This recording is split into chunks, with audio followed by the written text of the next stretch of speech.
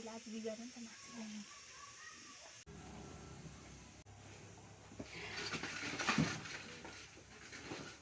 के लुकाउनु भएको अब चाहिँ साके त मैले त कस्तो नबोले आउँछस् हेर त धन्नै लडे पनि अनि आन्टीको लुकाउनुलाई हो।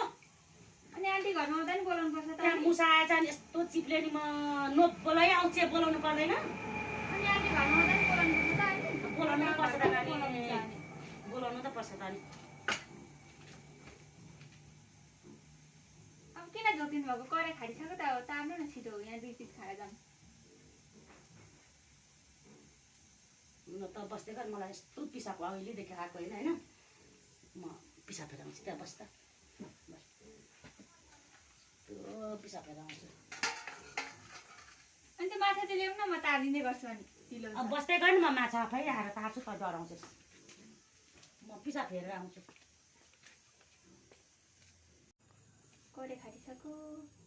मेरो आन्टी चाहिँ कत्रो बेर लाउनु भएको त्यो 2 पिस मासु खान्छ भनेर होला के खाइदिनु होस् जानु पर्यो। यो कराई पनि खरिरहेको जस्तो।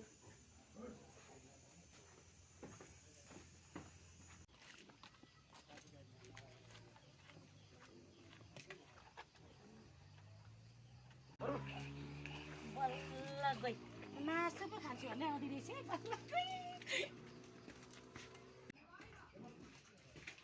गएछे बल्ल 2 पिस पो खान्छु भन्दै आउँदै रहेछ।